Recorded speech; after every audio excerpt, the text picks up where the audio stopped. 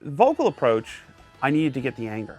I needed to get the emotion and the rawness, and I needed the devil to come out.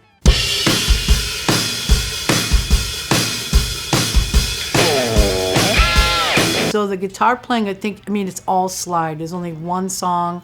I do a few fills with lead. He's like, no, I want you to play slide the whole time. Even on songs that traditionally would not have slide on it. So that was interesting too, like Albert King with a song with slide. So we did that, and so that was different for me. I've never done a whole album of slide.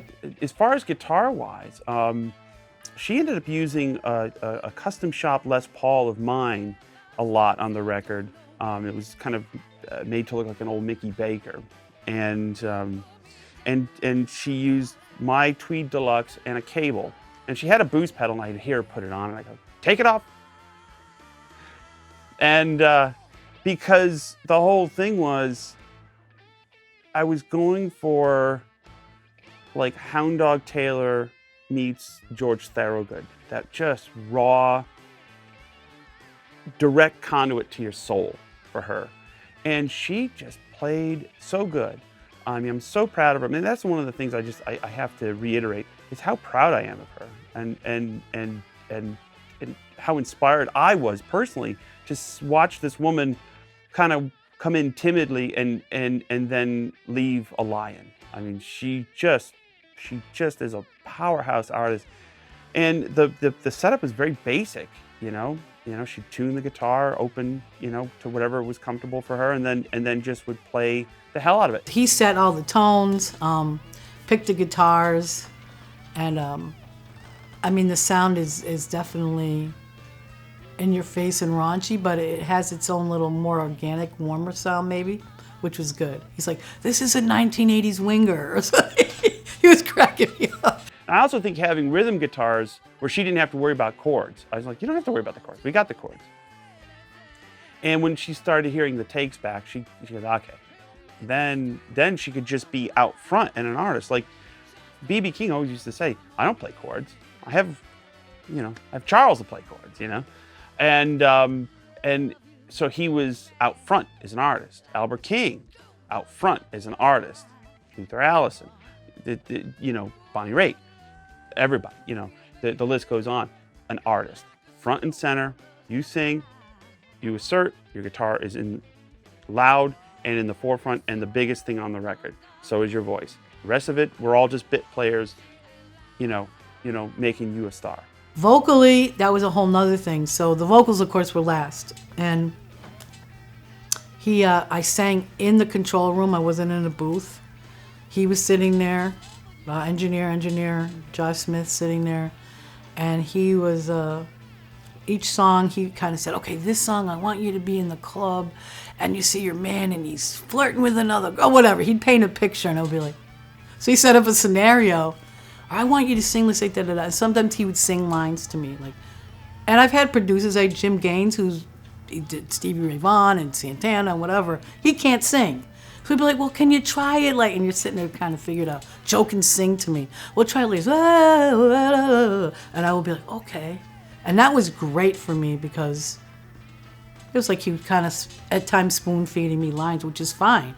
He could actually produce my vocals. And then he was making me sing super hard. I mean, I've never sang that hard in my life. I mean, like, really, really powerful. And he's like, and screaming at times, very guttural and intense. And I've never done that. Vocal approach, I needed to get the anger. I needed to get the emotion and the rawness, and I needed the devil to come out. I knew it was in there. This very sweet woman would come in every day. You ready to get into character? And as far as a record producer, I'm not a record producer. I guess I just like bossing musicians around. The common logic says that's a very odd approach, but I like odd approaches. Records have been made a certain way for so long. I like to kind of throw a cherry bomb in there, and just get people. Oh, okay, this is how we're going to do it? Yeah, we'll make it work. Because not only is the artist slightly uncomfortable, but the rest of the day is uncomfortable as well. It means I'm doing my job. Too much comfort, too much, just, oh, if it's easy. I'm leery of that. I'm leery of that because I don't think we're pushing it as far as we can. Yeah, you do. You find your limits. And we found her limits. Like by the end of the week of her singing, she didn't have much of a voice. I think like you can even hear her crack a few times on like Part-Time Love. This was it. She sang. She sang so good and for so long and so hard that we finally, I told her, I said, we found your limit, and that's my job. So having her in the control room was really valuable for me because I would just immediately sing the stuff back to her, and I'll be like, damn it, Joanna, if I can hit it, you can, you know what I mean? And so it was that, having that communication with her directly, in the room without a barrier and without the glass and not having to use the button and be like, oh, hey, can you try it like this? And no, it'd be like this and that. And then she would try a couple different ways and then she'd find it, and then she'd be like, oh yeah, great. And then move on. So, and we didn't burn her out with takes. I mean, she would do 3, 4, 5 takes of a verse or a tune.